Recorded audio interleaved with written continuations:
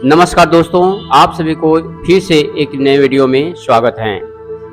आज हम आप सभी के बीच प्रस्तुत कर रहे हैं श्रीमद् भागवत गीता के 8वां अध्याय, जिसमें भगवान श्री कृष्ण ने अर्जुन को भगवत प्राप्ति के बारे में उपदेश दिया है। श्रीमद् भागवत गीता के 8वां अध्याय में अर्जुन ने कहा, हे पुरुषोत्तम, वह ब्रह्म क्या है, अध्यात्म क्या है, कर्म क्या है, अधिभूत नाम से क्या कहा गया है और अधिदेव किसको कहते हैं। हे मधुसूदन, यहाँ अधियज्ञ कौन है और वह इस शरीर में कैसे हैं, तथा युक्त चित्त वाले पुरुष द्वारा अंत समय में आप किस प्रकार जानने में आते हैं। श्री भगवान ने कहा, परम अक्षर ब्रह्म है, अपना स्वरूप अर्थात जीवात्मा अध्यात्म नाम से कहा गया है, तथा भूतों के भाव को उत्पन्न करने वाला जो त्याग है वह कर्म नाम से कहा गया है। उत्पत्ति विनाश धर्म वाले सब पदार्थ अधिभूत हैं। हिरण्यमय पुरुष अधिदेव हैं। और हे देहधारियों में श्रेष्ठ अर्जुन, इस शरीर में मैं वासुदेव ही अंतर्यामी रूप से अधियज्ञ हूँ। जो पुरुष अंत काल में भी मुझको ही स्मरण करता हुआ शरीर को त्याग कर जाता है, वह मेरे साक्षात स्वरूप को प्राप्त होता है, इसमें कुछ भी संशय नहीं है। हे कुंती पुत्र अर्जुन, यह मनुष्य अंत काल में जिस जिस भाव को स्मरण करता हुआ शरीर त्यागता है, उस भाव को ही प्राप्त होता है, क्योंकि वह सदा उसी भाव से भावित रहा है। इसलिए हे अर्जुन,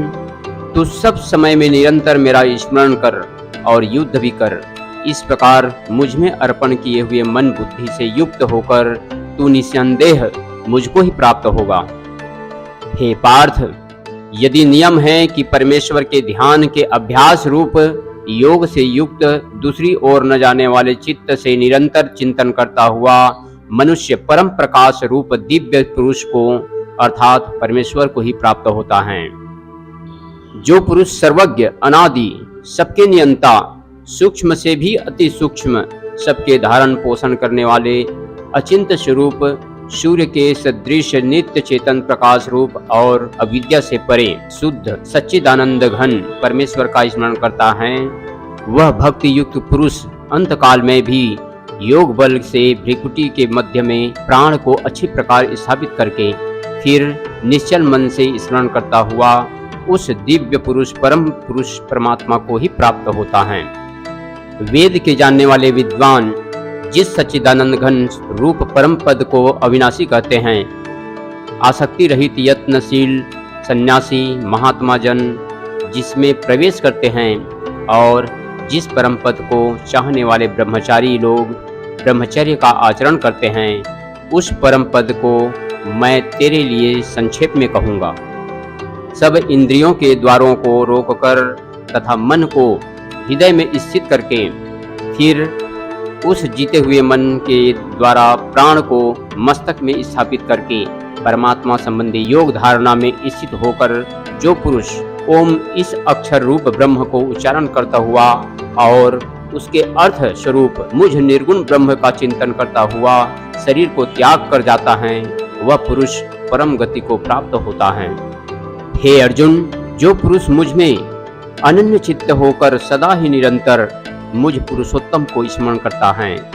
उस नित्य निरंतर मुझ में युक्त हुए योगी के लिए मैं सुलभ हूँ, अर्थात उसे सहज ही प्राप्त हो जाता हूँ। परम सिद्धि को प्राप्त महात्मा जन मुझको प्राप्त होकर दुखों के घर एवं क्षण भंगुर पूर्व जन्म को नहीं प्राप्त होते हैं। हे अर्जुन, ब्रह्मलोक पर्यंत सब लोग पुनरावर्ती हैं, परंतु हे कुंती पुत्र, मुझको प्राप्त होकर पुनर्जन्म नहीं होता, क्योंकि मैं कालातीत हूँ और ये सब ब्रह्मादि के लोक काल के द्वारा सीमित होने से अनित्य हैं। ब्रह्मा का जो एक दिन है उसको 1000 चतुर्युगी तक की अवधि वाला और रात्रि को भी 1000 चतुर्युगी तक की अवधि वाली जो पुरुष तत्व को जानते हैं, वे योगी जन काल के तत्व को जानने वाले हैं। संपूर्ण चराचर भूतगण ब्रह्मादि के दिन के प्रवेश काल में अव्यक्त से अर्थात ब्रह्मा के सूक्ष्म शरीर से उत्पन्न होते हैं और ब्रह्मा की रात्रि के प्रवेश काल में उस अव्यक्त नामक ब्रह्मा के सूक्ष्म शरीर में ही लीन हो जाते हैं। हे पार्थ, यदि यह भूत समुदाय उत्पन्न होकर प्रकृति के वश में हुआ रात्रि के प्रवेश काल में लीन होता है और दिन के प्रवेश काल में फिर उत्पन्न हो जाता है, उस अव्यक्त से भी अति परे दूसरा अर्थात विलक्षण जो सनातन अव्यक्त भाव है, वह परम दिव्य पुरुष सब भूतों के नष्ट होने पर भी नष्ट नहीं होता है। जो अव्यक्त अक्षर इस नाम से कहा गया है, उसी अक्षर नामक अव्यक्त भाव को परम गति कहते हैं तथा जिस सनातन अव्यक्त भाव को प्राप्त होकर मनुष्य वापस नहीं आते, वह मेरा परम धाम है। हे पार्थ, जिस परमात्मा के अंतर्गत सर्वभूत हैं और जिस सच्चिदानंद घन परमात्मा से यह समस्त जगत परिपूर्ण है, वह सनातन अव्यक्त परम पुरुष तो अनन्य भक्ति से ही प्राप्त होने योग्य हैं। हे अर्जुन,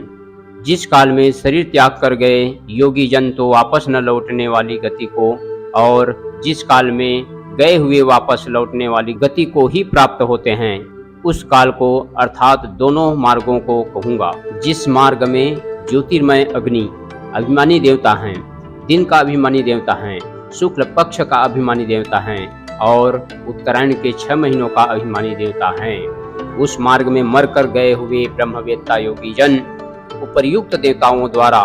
क्रम से ले जाए जाकर ब्रह्म को प्राप्त होते हैं। जिस मार्ग में धूमाभिमानी देवता हैं, रात्रि अभिमानी देवता हैं तथा कृष्ण पक्ष का अभिमानी देवता हैं और दक्षिणायन के 6 महीने का अभिमानी देवता हैं, उस मार्ग में मरकर गया हुआ सकाम कर्म करने वाला योगी उपर्युक्त देवताओं द्वारा क्रम से ले गया हुआ चंद्रमा को ज्योति को प्राप्त होकर स्वर्ग में अपने शुभ कर्मों का फल भोग कर वापस आता है। क्योंकि जगत के ये 2 प्रकार के शुक्ल और कृष्ण पक्ष अर्थात देवयान और पितृयान मार्ग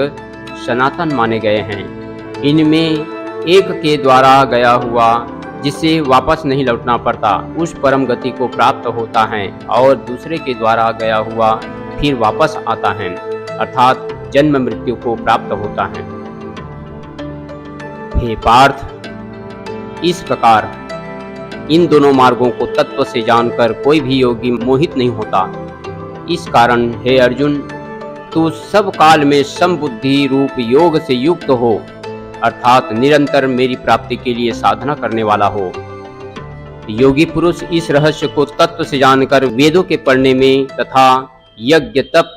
और दान आदि के करने में जो पुण्य फल कहा है, उस सब को निसंदेह उल्लंघन कर जाता है और सनातन परम पद को प्राप्त होता है। इस प्रकार भगवान श्री कृष्ण के द्वारा अर्जुन को समझाते हुए श्रीमद् भागवत गीता के 8वें अध्याय का आप सभी के समक्ष इस वीडियो के माध्यम से प्रस्तुत किए हैं। उम्मीद है आप सभी को यह वीडियो अच्छा लगे होंगे, तो बिल्कुल बारंबार विनती है कि लाइक एवं सब्सक्राइब जरूर करें। इसी के साथ अपनी वाणी को विराम देते हुए जय हिंद, जय भारत, वंदे मातरम।